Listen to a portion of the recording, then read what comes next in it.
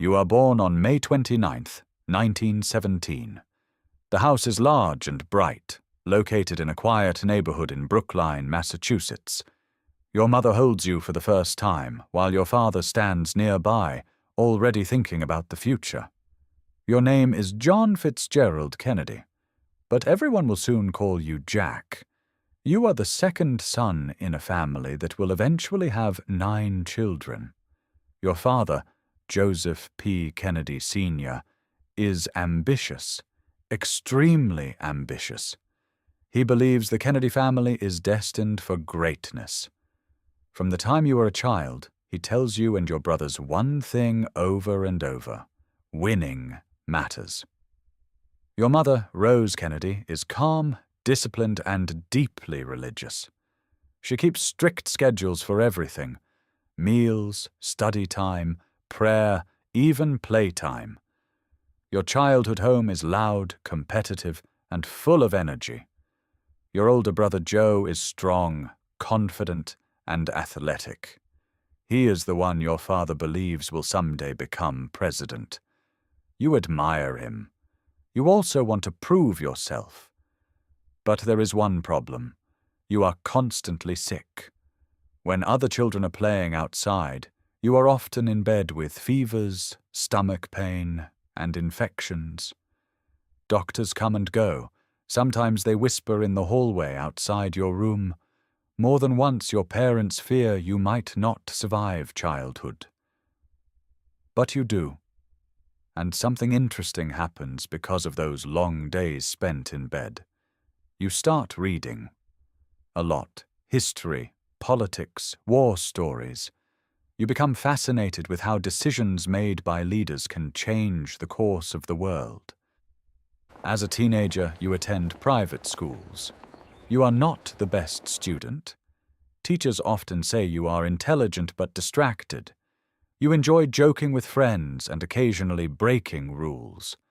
But when a topic interests you, you dive deeply into it. Eventually, you attend Harvard University. The world is changing rapidly. War is spreading across Europe. Germany is rising under Adolf Hitler. Britain is preparing for conflict. You decide to study international politics. For your senior thesis, you analyze why Britain was not prepared for war with Germany. The thesis becomes a book called Why England Slept. Unexpectedly, it becomes a bestseller. Suddenly, people begin paying attention to you. Then history speeds up. In 1941, the United States enters World War II after the attack on Pearl Harbor. You want to serve your country. But again, there is a problem. Your health, your back pain is severe. Doctors say military service may not be possible, but your family has connections, and you manage to join the U.S. Navy. Soon you are sent to the Pacific Ocean. You command a small patrol torpedo boat known as PT-109. Most nights are quiet. Dark water, stars above, engines humming. But on the night of August 2nd, 1943, everything changes. Your boat is patrolling near the Solomon Islands. It is extremely dark. Too dark. Suddenly, out of the darkness, a massive Japanese destroyer appears. There is no time to react. The ship slams into your boat at full speed. The explosion throws men into the water. Your boat breaks in half. Fuel burns on the ocean's surface. 2 of your crew members die instantly. The others are injured, exhausted, and surrounded by enemy territory. You gather the survivors. They are terrified. But you refuse to panic. One sailor is badly burned and cannot swim. You take the strap of his life jacket in your teeth and begin swimming. For hours. Through dark water, sharks move beneath the surface. Your back pain is unbearable, but you keep going. Eventually, you reach a small island. For several days, you and your crew survive on coconuts and rainwater. Finally, local islanders discover you and help send a rescue message carved into a coconut shell. When you return home, you are hailed as a war hero. You receive the Navy and Marine Corps Medal. But the war also brings tragedy. Your older brother Joe Jr., the one your father believed would become president, dies during a dangerous military mission. Suddenly, the future of the Kennedy family's political dream falls on your shoulders. In 1946, you decide to run for Congress. You travel across neighborhoods shaking hands, meeting factory workers, listening to families talk about their struggles after the war. You are only 29, but your charisma is powerful. You win the election. Years later, you run for the Senate. Again, you win. Your speeches become stronger. Your confidence grows. But the biggest step is still ahead. In 1960, you run for President of the United States. Your opponent is the experienced Vice President Richard Nixon. Then something new happens. The first televised presidential debates in history. Millions of Americans sit in their living rooms watching. On television, you appear calm, confident, energetic. Your opponent looks nervous and sweaty under the studio lights. Those debates change the election. In November 1960, you win. At 43 years old, you become the youngest elected president in American history. During your inauguration speech, you say words that will echo through history. Ask not what your country can do for you. Ask what you can do for your country.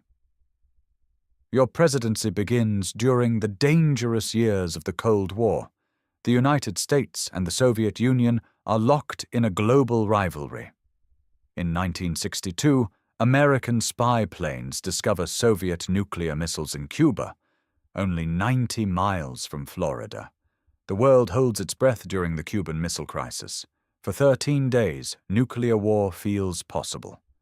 Your advisors argue. Some demand immediate airstrikes. Others warn that millions could die. You choose a naval blockade instead. Slowly, negotiations begin. Finally, the Soviet Union agrees to remove the missiles. The world steps back from the edge of nuclear war. But your presidency is not only about global conflict. Inside the United States, the fight for civil rights is growing. African Americans demand equal treatment and the end of segregation. You begin supporting civil rights legislation, knowing it will be politically difficult.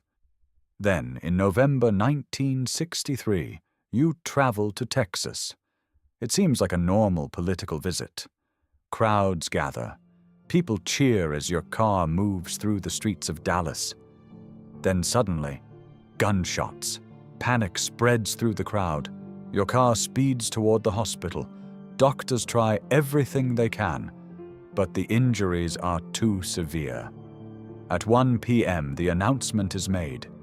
John F. Kennedy, the 35th President of the United States, has died.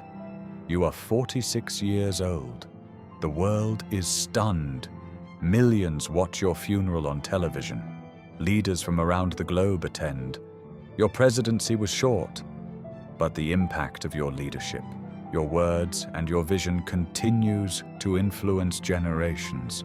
And for a moment in history, you were the President of the United States.